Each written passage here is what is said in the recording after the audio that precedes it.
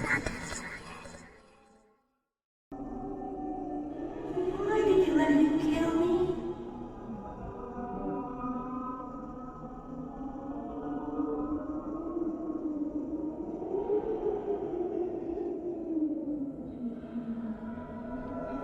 It was the clown. Make the clown go away.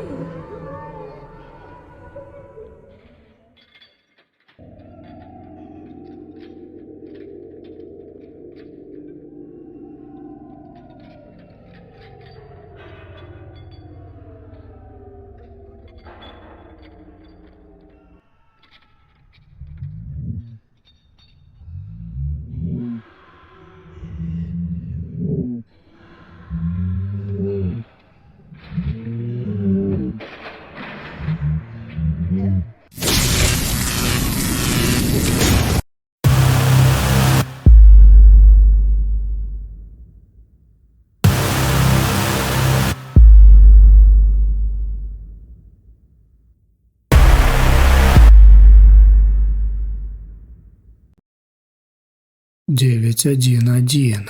Голоса из тишины. Пролог. Красная кнопка. Оператор службы спасения. Самая стрессовая работа в мире. Вы сидите в изолированном зале, пристегнутые гарнитурой к бесконечному цифровому потоку. Пьете остывший горький кофе. Смотрите на мерцающий экран с десятком багровых индикаторов, входящих вызовов.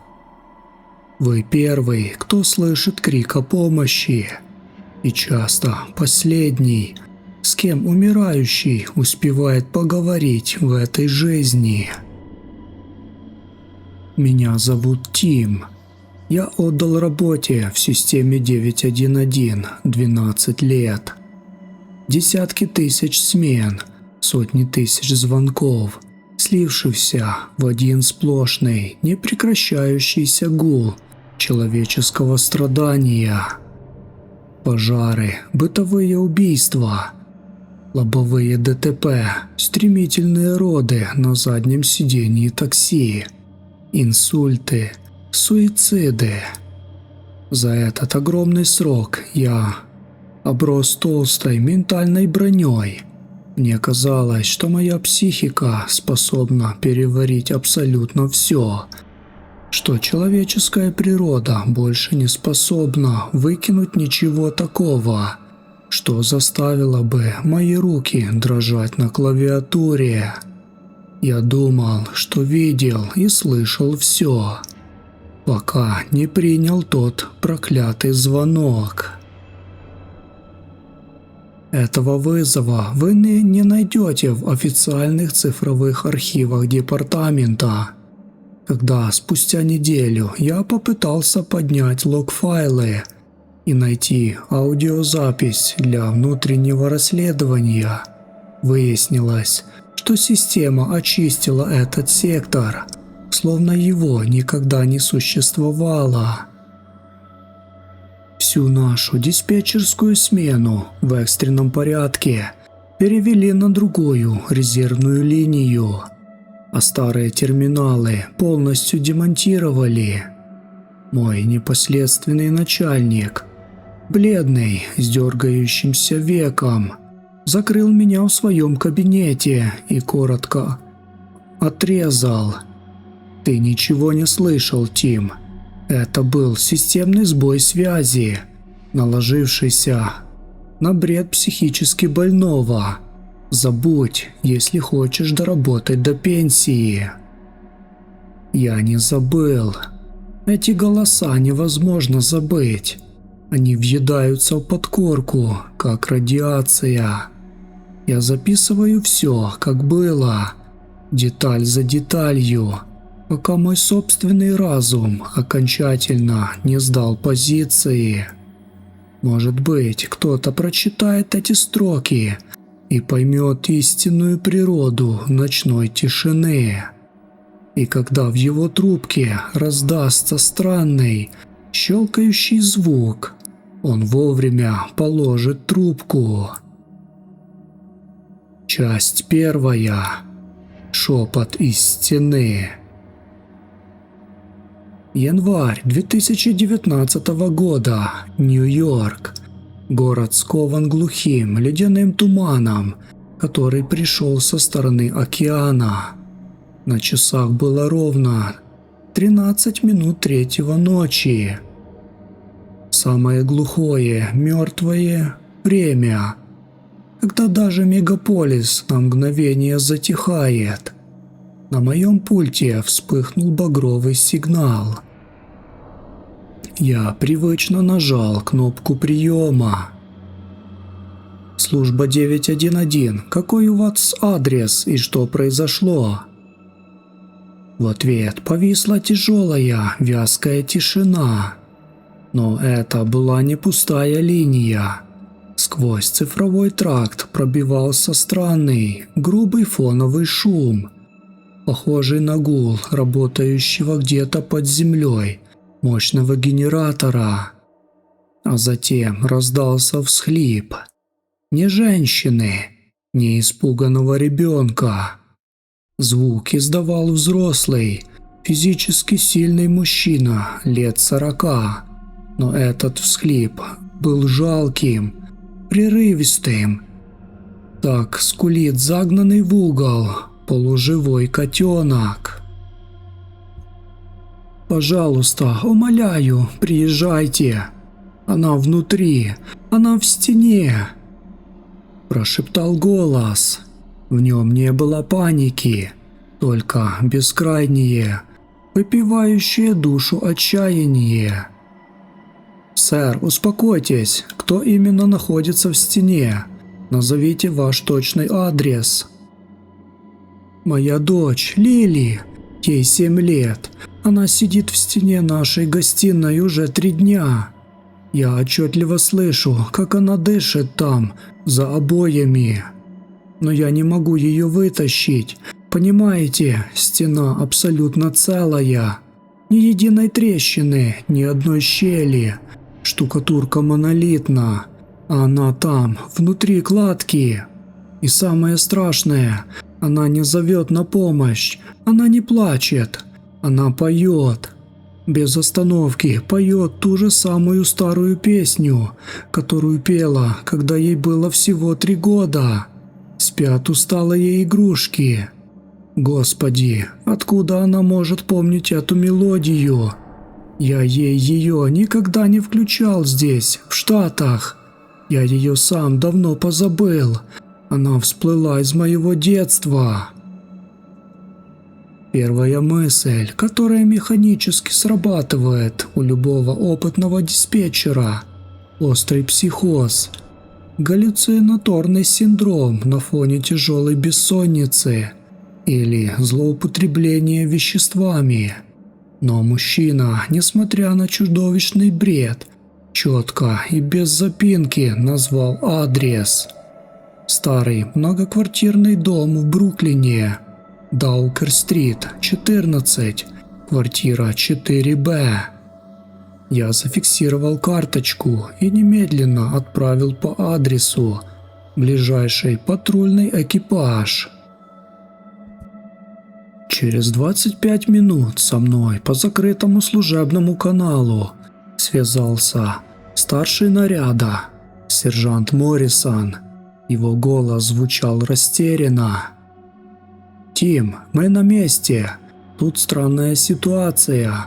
Заявитель Артур Клейн в состоянии полного истощения сидит на полу в гостиной, прижавшись ухом к стене.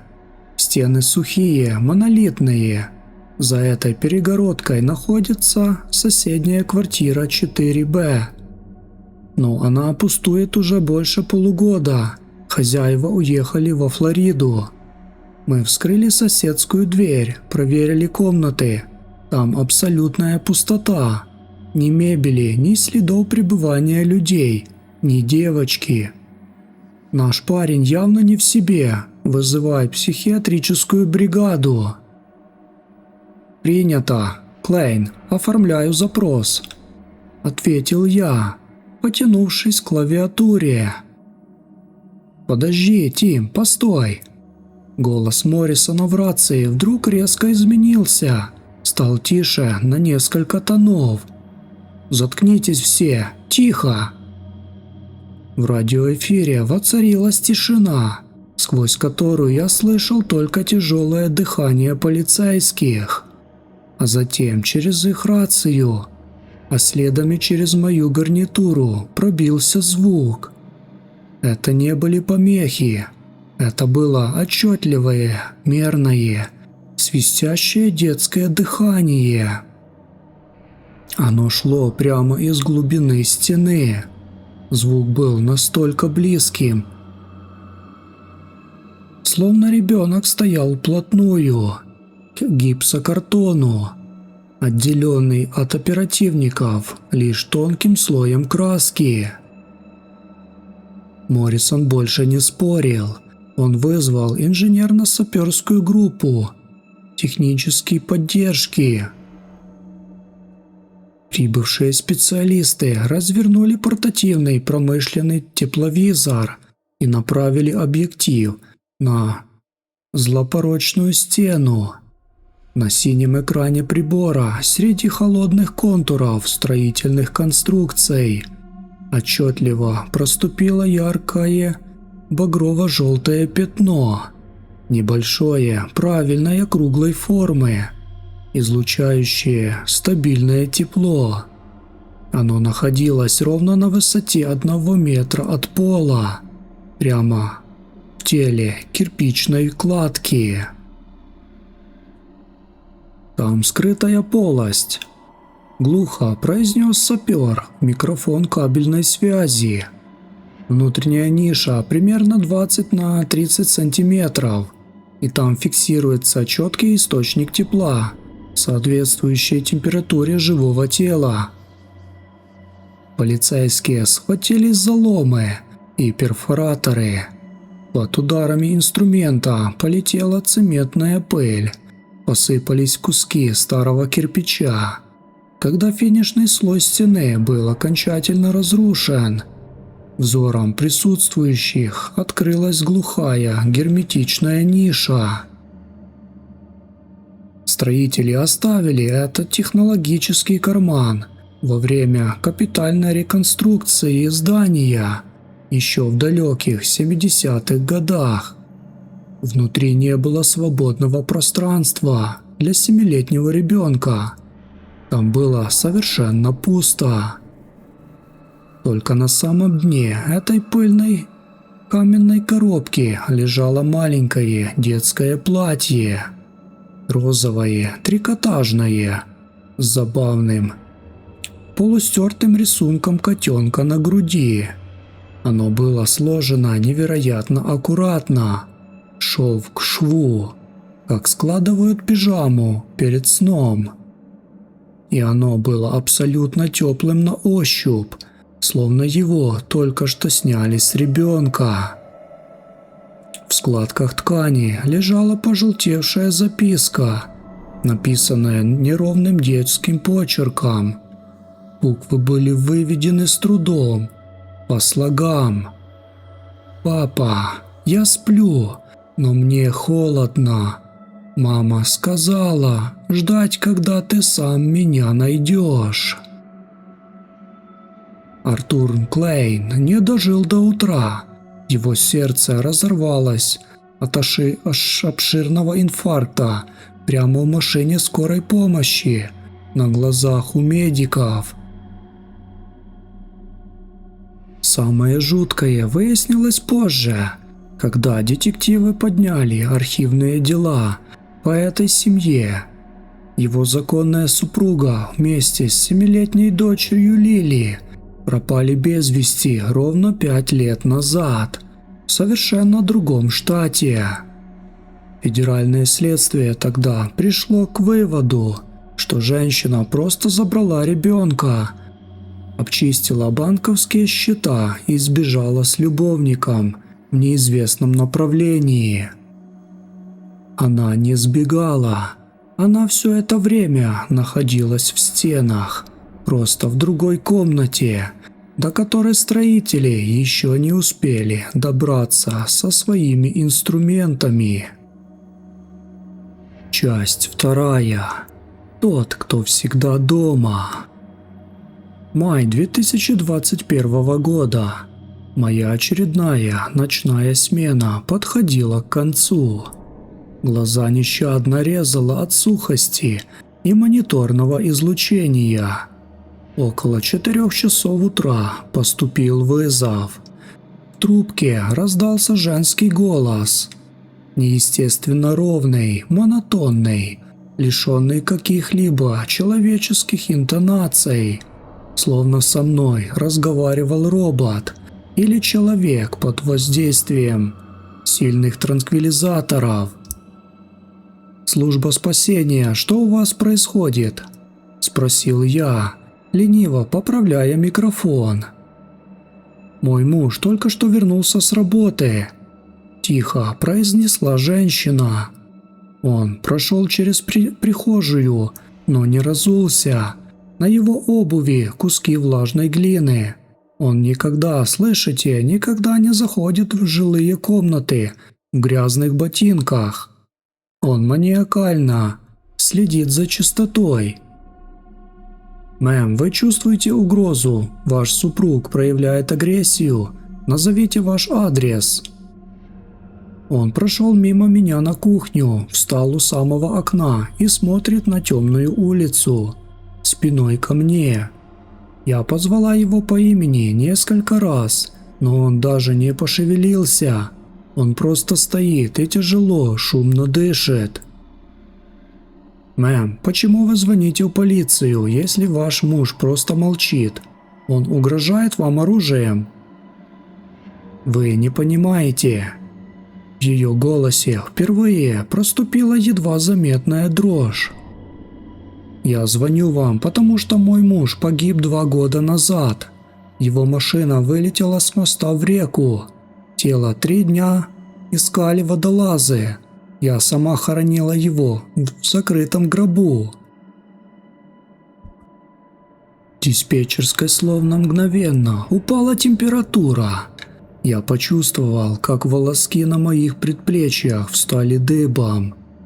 Женщина не называла свой адрес, но наша обновленная система автоматического пеленга Е911 мгновенно определила координаты по ближайшей сотовой вышке. Куинс-авеню, Метрополитен, старый кирпичный таунхаус. Я немедленно отправил туда штурмовую группу патрульных с кодом «Красная угроза». Полицейские прибыли быстро. Они выбили тяжелую дубовую дверь и ворвались в квартиру с оружием на изготовку, но внутри их не ждало никакого вооруженного грабителя или сумасшедшего. В комнатах царила идеальная мертвая тишина.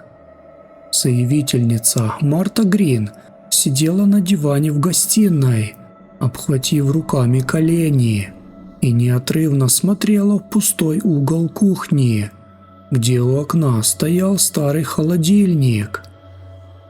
«Он стоял прямо там», – прошептала она, указывая бледным пальцем в пустоту. «Неужели вы не видите его спину? На нем его старая рабочая куртка с оторванным светоотражателем». Оперативники тщательно обыскали каждый сантиметр квартиры, заглянули во все шкафы, проверили чердак и пожарный выход. Никого.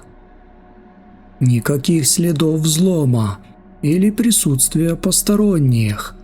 Однако сержант Моррисон, который снова оказался на этом вызове, позже рассказывал мне в курилке детали, от которых у меня пересохло в горле.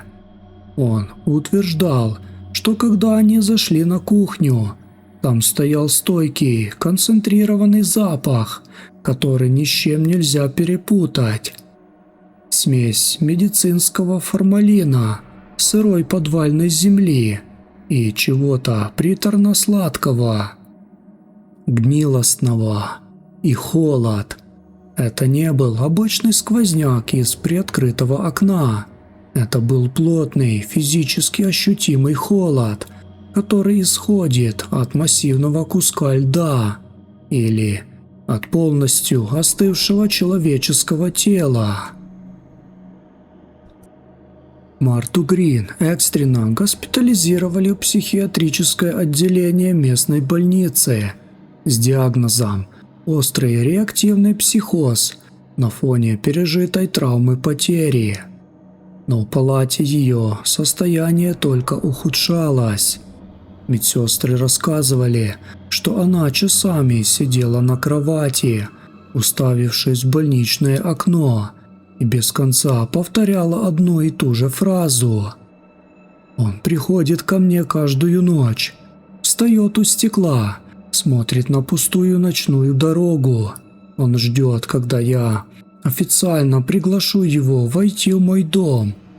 Я держусь, я не зову его, я молчу, но сегодня он пришел сам, без приглашения. И это не мой муж. Это существо только натянуло на себя его старую кожу, надело его лицо, а под этим лицом нет ничего, кроме черной пустоты, и эта пустота внутри него улыбается мне». На третьи сутки пребывания в закрытом боксе Марту нашли мертвой. Ее сердце просто остановилось посреди ночи. Мониторы зафиксировали мгновенную асистолию. Врачи не нашли в организме никаких следов яда или медицинских препаратов. Ее губы были покрыты странной темно-синей коркой, словно от сильного обморожения. Но самое страшное обнаружили патологоанатомы при детальном осмотре тела. На ее правой щеке остался четкий, глубокий подкожный кровоподтек. Это был отчетливый отпечаток ладони нечеловеческой пальцевой структуры. Ладонь была огромной, неестественно широкой, и на ней было всего 4 толстых пальца, заканчивающимся тупыми роговыми наростами. Анатомических структур с 4 пальцами у человеческого вида не существует в природе. Часть 3. Голос из подвала.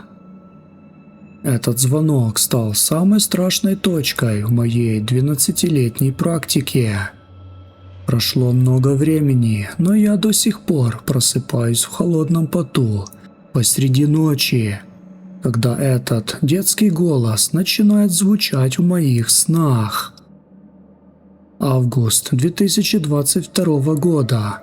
За окнами диспетчерской бушевала тяжелая летняя гроза.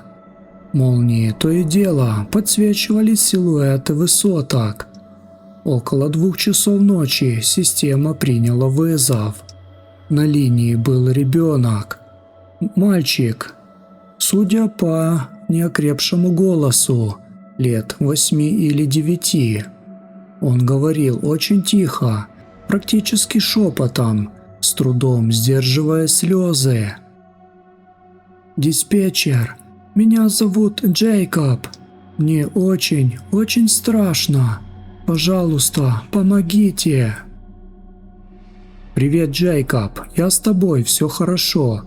Расскажи мне, где сейчас твои родители?» «Они в подвале. Они спустились туда еще вечером, чтобы проверить водяной насос, и больше не поднимались. Они сидят там уже много часов». «Джейкоб, ты можешь подойти к двери подвала и громко позвать их?» «Нет, я не пойду туда». В голосе ребенка впервые проступил дикий животный ужас. «Я не хочу даже смотреть на эту дверь. Она открывается сама по себе. С каждым часом щель становится все шире и шире, и оттуда, из темноты, идет ужасный запах. Так пахло в больничной палате, когда умирала моя бабушка. Запах лекарств, старой сухой кожи и чего-то мертвого. Я мгновенно зафиксировал координаты дома. Старый двухэтажный викторианский особняк на окраине округа, окруженный густым массивом деревьев. Отправил туда 2 ближайших патрульных экипажа с приказом действовать по ситуации. Когда полицейские подъехали к указанному адресу, гроза достигла своего пика. В окне 2-го этажа горел тусклый желтый свет. Но что сразу бросилось в глаза оперативникам? Все маленькие окна подвального этажа, расположенные на уровне земли, были наглухо, грубо заколочены массивными деревянными досками. И заколочены они были не снаружи здания, а изнутри. Кто-то с лихорадочной скоростью забивал гвозди, находясь в полной темноте подвального помещения. Офицеры взломали замок входной двери и проникли в дом. Мальчик Джейкоб сидел на своей кровати в детской комнате. Он был неестественно бледным, спокойным. В его руке был зажат мобильный телефон с горящим экраном. «Малыш, ты в порядке? Тут есть кто-то еще, кроме тебя?» – спросил зашедший в комнату сержант. «Они все там, внизу», – ответил ребенок, даже не повернув головы в сторону полицейского. «Они больше не папа и мама. Они уже совсем не люди. Я слышал, как мама страшно кричала примерно час назад, а потом она резко перестала. А папа очень громко плакал и умолял меня через замочную скважину, чтобы я ни в коем случае не спускался к ним. А потом и он замолчал». Полицейские, обнажив табельное оружие, начали медленно спускаться по старой скрипучей лестнице в подвал.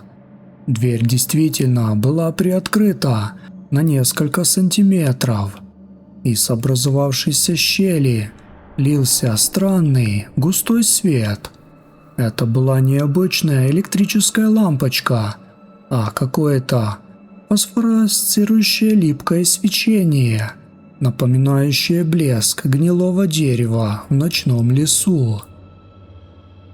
В самом подвале никого не оказалось. На бетонном полу аккуратной стопкой лежали личные вещи родителей. Обувь стояла идеально ровно, носок к носку. Одежда была сложена по швам, словно подготовленная к стирке. Рядом лежали 2 их сотовых телефона. На экране отцовского аппарата был открыт незаконченный текстовый чат с сыном. Последнее отправленное сообщение гласило: «Джейкоб, запри свою дверь на все замки, чтобы ты не услышал внизу, какие бы голоса тебя ни звали, не открывай. Оно хочет, чтобы мы все спустились туда. Не спускайся». Офицеры начали детальный осмотр подвала, и в дальнем углу, за стеллажами, обнаружили скрытую технологическую зону. Там находилась свежая кирпичная кладка, образующая небольшую замкнутую комнату. Раствор между кирпичами был еще абсолютно влажным, жидким. Пол внутри этой каморки был земляным, и прямо по центру располагался старый, обложенный потемневшим камнем, глубокий колодец, которого не было ни на одном архитектурном плане этого дома. Из его черного жерла тянуло ледяным озоновым холодом и тяжелым болотным смрадом. Кто, черт возьми, мог построить это сооружение за несколько часов? В недоумении спросил сержант у криминалиста. Техник, осматривавший кладку, испуганно покачал форменной головой. Никто из людей этого не делал. Эти кирпичи, они словно выросли из бетона сами по себе. Посмотрите на фактуру. На растворе нет ни единого следа от мастерка или шпателя. Нет отпечатков пальцев. Эта стена буквально соткала себя сама из сырости и камня. Они приняли решение опустить вглубь колодца специальную портативную камеру на длинном кабеле с инфракрасной подсветкой.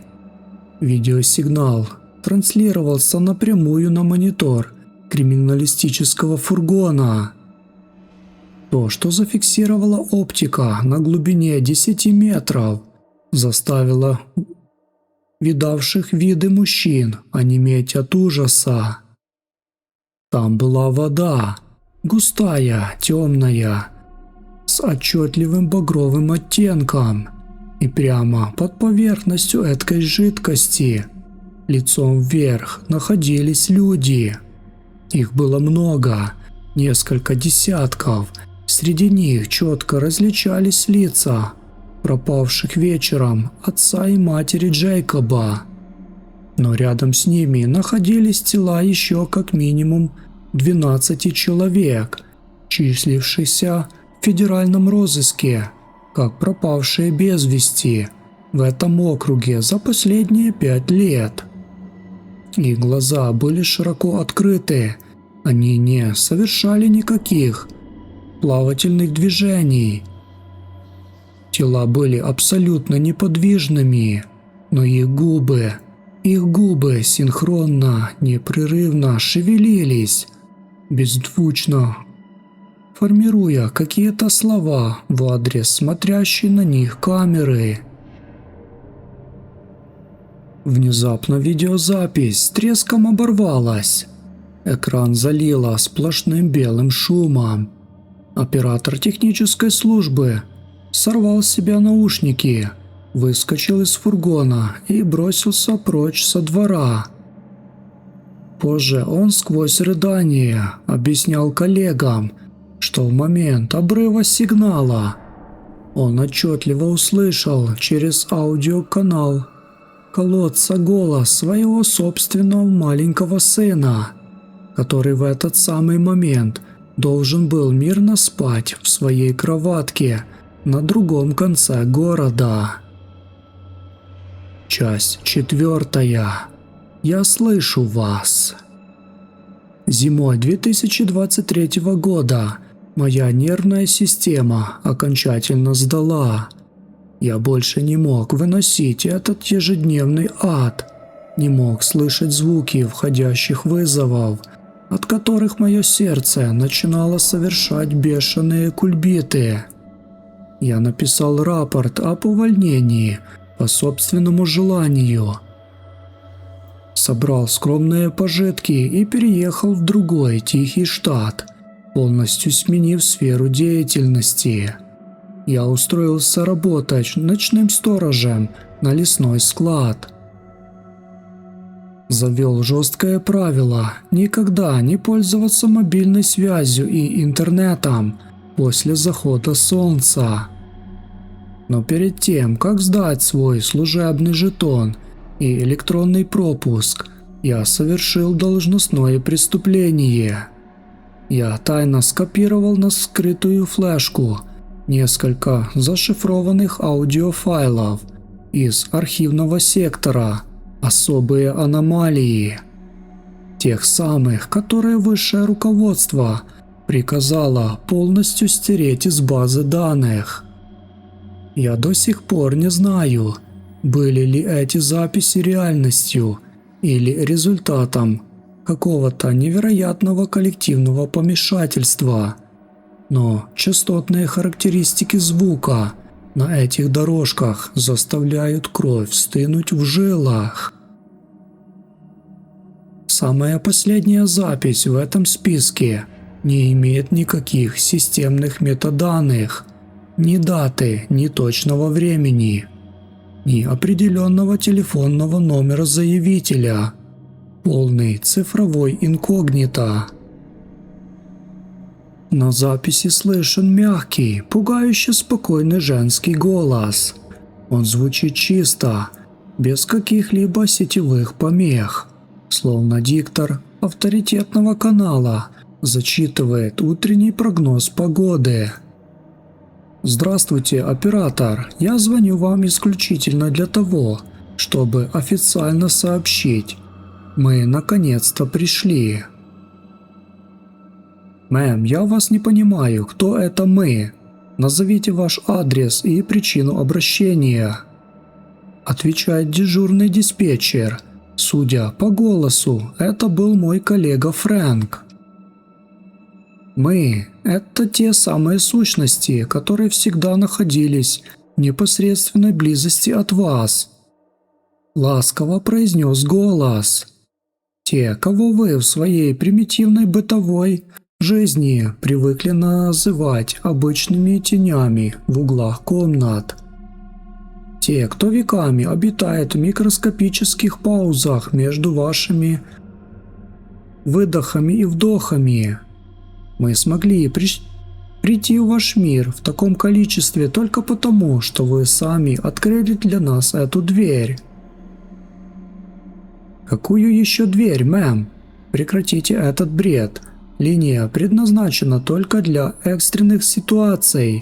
Я прерываю соединение». «Вы открыли ее в тот самый момент, когда начали нас по-настоящему слушать». Без малейшей обиды продолжает женщина на том конце провода.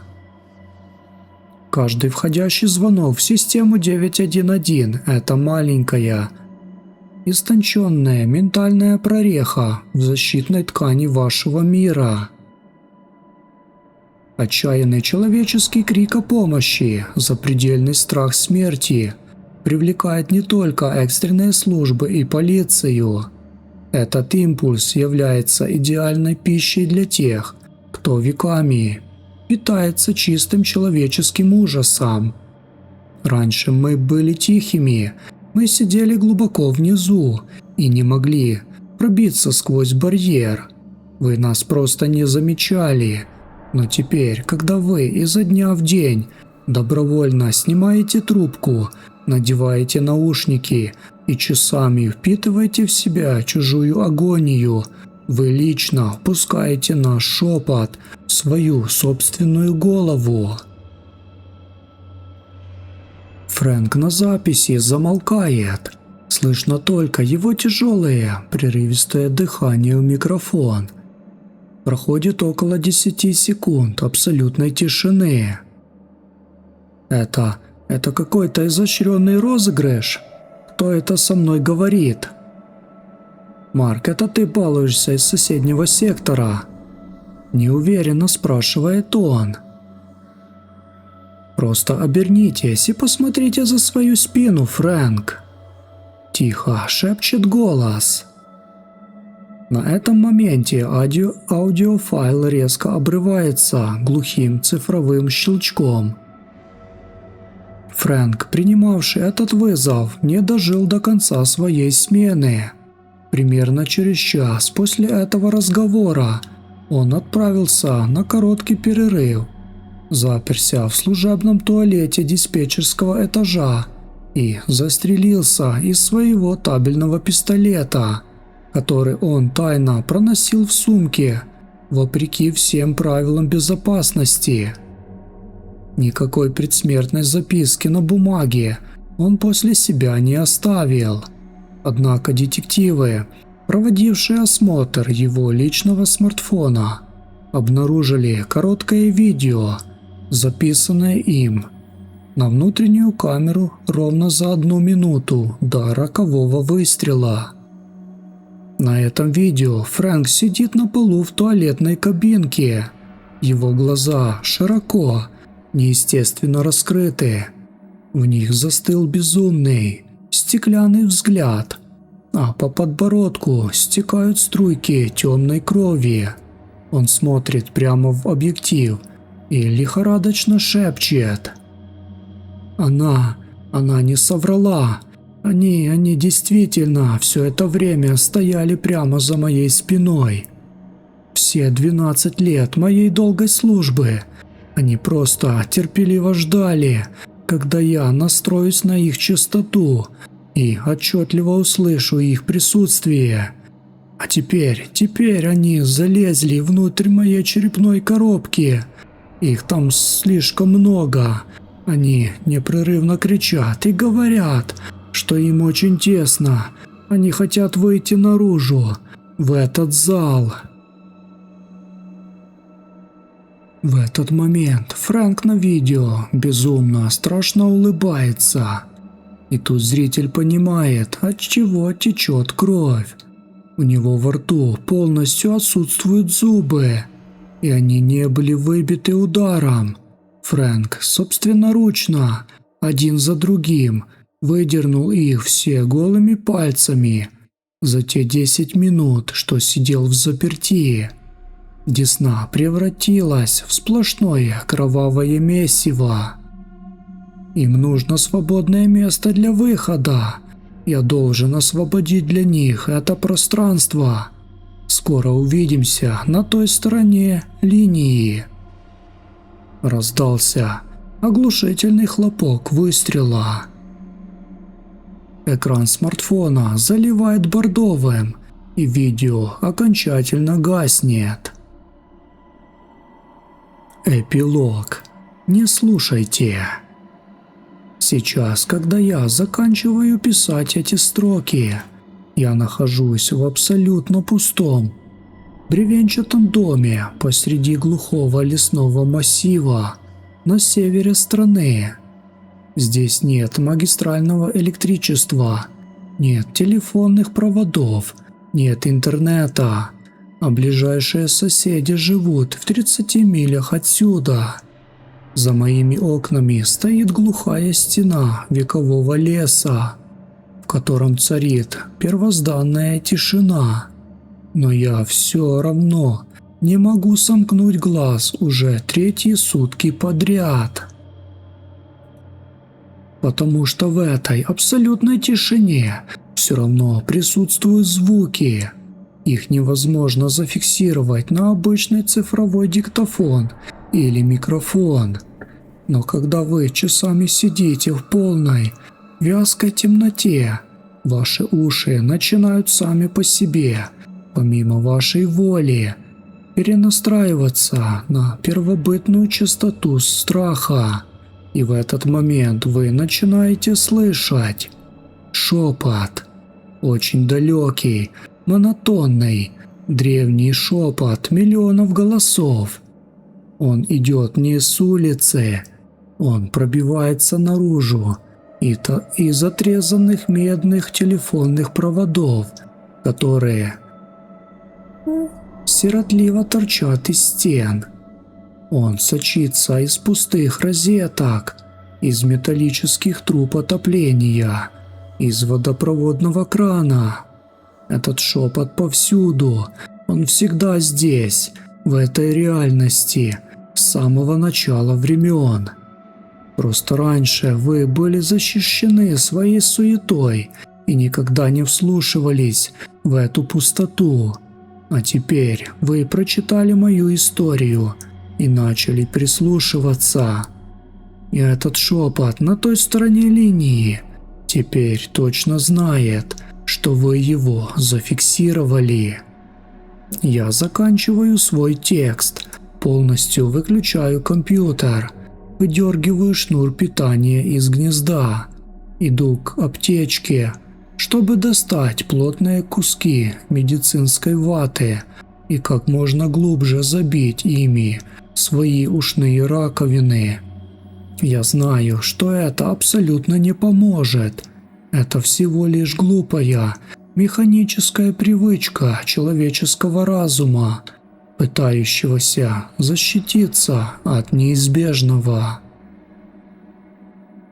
И последнее, самое важное предупреждение. Если в вашей жизни возникает реальная критическая ситуация, и вам действительно понадобится экстренная помощь, звоните в службу спасения. Не раздумывайте, это ваш единственный и законный шанс выжить в физическом мире. Но всегда помните об одном незыблемом правиле. Когда вы набираете эти 3 заветные цифры, вы на этой линии больше не одни. Вас уже внимательно слушают.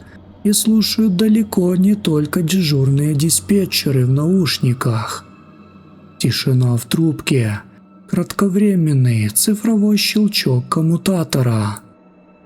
Служба 911. Какой у вас адрес и что случилось?